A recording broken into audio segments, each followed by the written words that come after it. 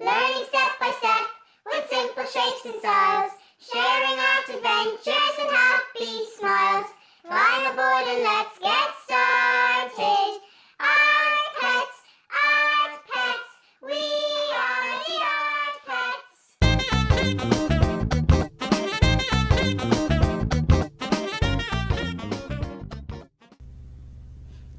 Welcome to part 2 of How to Draw a Pig. In part 1, I showed you how to draw the outlines using shapes. Today I'm going to show you how to shade with your pencil. Adding in shading to your drawing creates light and dark, giving it more weight and volume, making it appear three-dimensional. You can also use shading to create texture, such as hair and fur, which can make your drawings appear more realistic. Pencil is great for shading, as it is easy to make it lighter by leaning lightly, or darker by leaning heavily or pressing down on it. Are you ready? Let's go. So now, I think I'll rub this out as well because it still looks a little bit sad and I want it to look happy. Now that's much better. Now Matilda looks happy.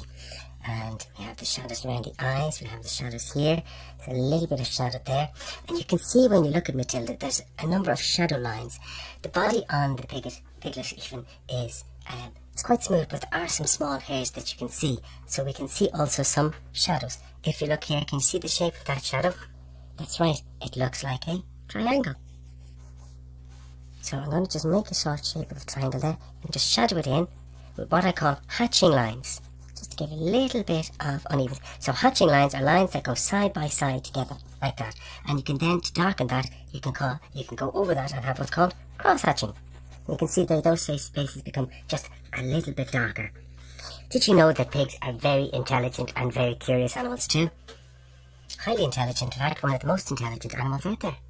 And they're very sociable. They love to be close together and love lying down together. They love the feeling of body contact. And pigs are very clean and like to roll about in the ground to keep their skin clean and in good condition. And a mother pig is called a sow, and a father pig is called a hog or a boar. They also have a great sense of smell, and they have a strong nose known as a snout, which they use for rooting in the ground. And this rooting is very good for the ecosystem as it helps to turn the soil and spread seeds. They can live for up to 25 years in some cases, and they are omnivores, which means that they like both plants and meat. Now we have that. We also then have the shadow underneath. You can see that because this leg and this leg are further away, look at the way they have a shadow on them. So the shadow of the pig himself, Matilda herself even, is shadowing this space in here. So the body is casting a shadow there. So I'm going to use a little bit of hatching, put a bit of shadow onto that leg, there. And I'm also going to put a little bit of shadow here onto Matilda's front leg. There's little bits of shadow here and there on the legs just to show that they're not flat and even. You can see the hoofs have a shadow, make that a little bit darker, there and there. This back one is a bit down here, what we can think is the toe, and it'll cross the hoof. And there's a little bit of shadow in the middle where the two hooves meet into what I was saying already is what's called a cloven hoof. The shadow is a little bit darker in the corner there, so I'm going to go cross hatching and make that a little bit darker there. And here on this one. Now you may wonder why I'm drawing in pencil. I know a lot of people like to draw in marker.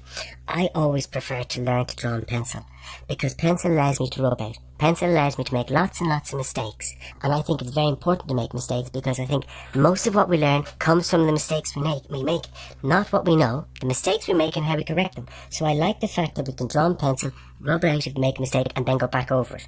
And then use that as the foundation for your drawing and paintings. Or of course, if you want to, once you're happy with your pencil drawing, you can then take your markers and go back over it. And it's much easier to guide yourself when you know that your drawing is correct. So we have those shadows there. There's a little bit of shadow here. I'm going to add a little bit there into that space.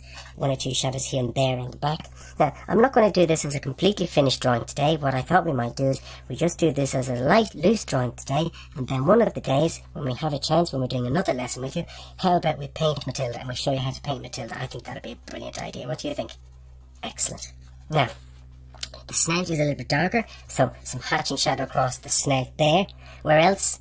That's right, inside the ear. Now I'm looking at this ear and I'm wondering, is it correct? It comes out across the top there, comes in, comes out. Yeah, okay. Well, let's put in some shadow and see how that works. So on the inside, or the hollow of the ear, we put some shadow. And you can see that makes it look a little bit better, because you can see the outside just there.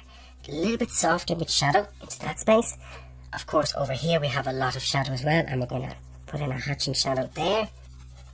And notice how the shadow, the further into the ear you get, the darker the shadow goes, and that shows us that it's going back further into the head, so that this is on the outside of the inner ear. That's the inner part of the inner ear we see. You can see some shadows around here.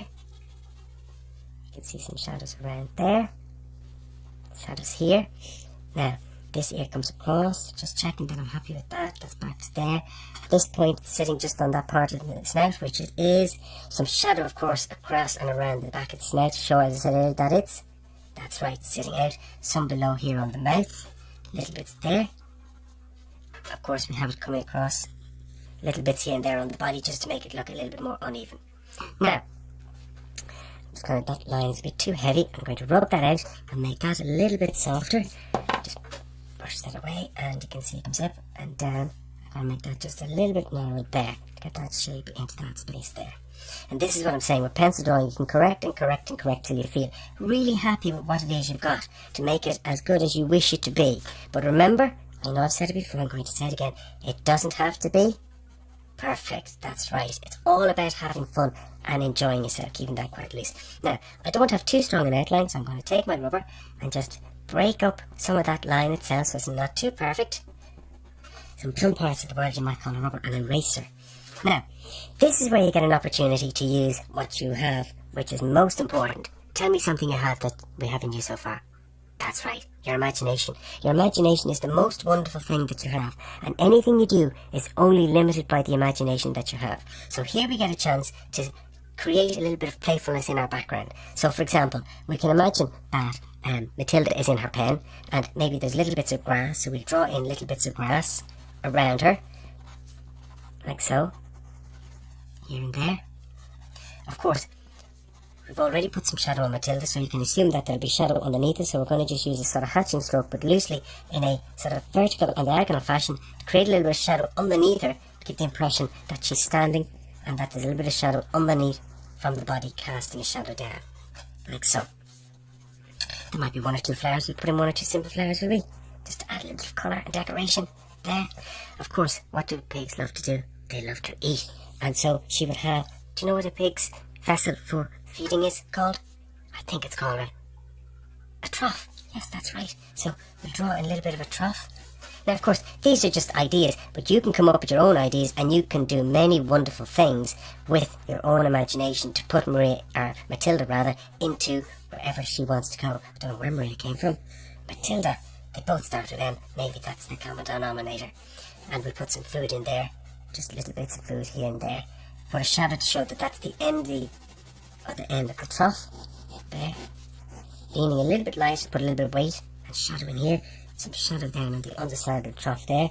And maybe you could put in, for example, if you want to put in a talking bubble, see the way I have oink oink, you could put in one and just an oval or circle with a point on it, and then inside that you can put in your own thing, so it could be just hi or hello or anything you want it to be. If she's in her pen, you might see some of the fence work in the background, so we'll put in a fence post here and put in the side, which you'll see two sides of it, and we'll see the horizontal bars, the vertical bars, and then we'll see the horizontal bars. And notice how I'm making them quite uneven. They don't have to be too rigid and too perfect. And some bits of grass below. Oh goodness me, excuse me. I told you I'm not used to the weather here on planet Earth, and I have a little bit of a cough and a cold. But I'm not too bad, and I think we're able to do that quite well. And you can put a bit of shadow on one side and then continue the fence on the other side, like so. What do you think? And then you could have your background decorated with trees and bushes, or more flowers or more grass, or even more piglets. And you could have the sun in the sky, whatever you want to do.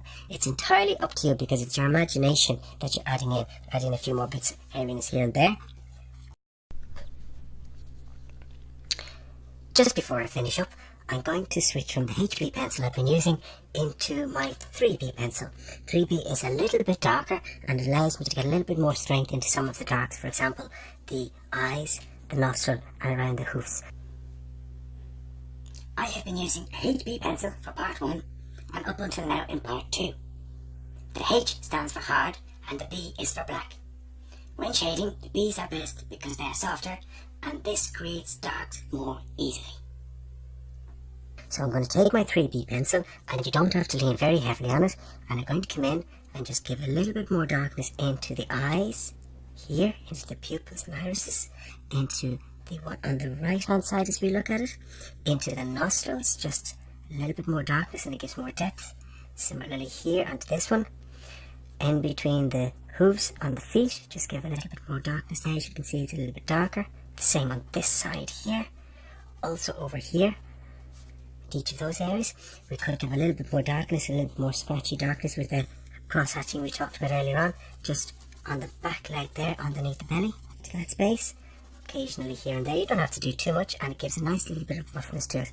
As I said, the 3B allows you to go a little bit darker without being too heavy onto the paper.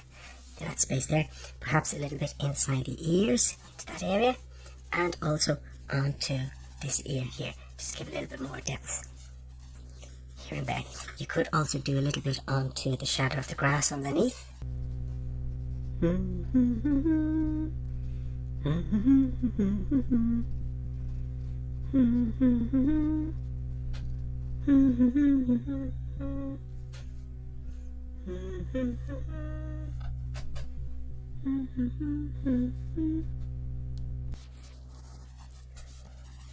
a little bit more depth here and there.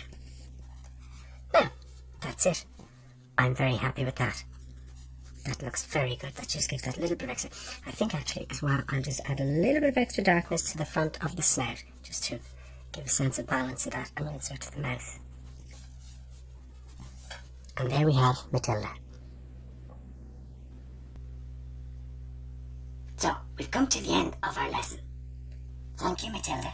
You have been a wonderful subject to draw. Remember that the most important thing is to enjoy yourself and have fun. Don't be afraid of making mistakes. This is how we learn. Another thing to remember is, I remember back on Planet Fluff, many of the Fluffykins would say to me that real artists only work from their imagination. This is simply not true. It's okay to copy, whether you're copying from nature, whether you're copying from a photograph, or even sometimes another artist's work. I remember on Planet Fluff going to galleries and sitting there in front of other artists' work and learning to copy from them, because from copying by what they did, I learned how they did things, and that taught me how I needed to do things. So it's okay to train your imagination by copying from reality, be that photography or nature or another artist's work. And that way you can combine this reality with your imagination to make your paintings and drawings that much more fun, much more dramatic, and much more interesting. And also remember, it doesn't have to be perfect. And of course, you can go ahead and colour this yourselves, but if not, we will do another art lesson, and we'll do a painting of Matilda. And I'll post some comments down below with regard to the materials that I've used today, and if you want to post some comments about how you enjoyed this, we'd love to hear from you. And we look forward to talking to you soon. Have a lovely day, and we'll talk soon. In the next video, I will show you how to paint Matilda. Until then, have lots of art adventures. See you soon. Bye. See you soon.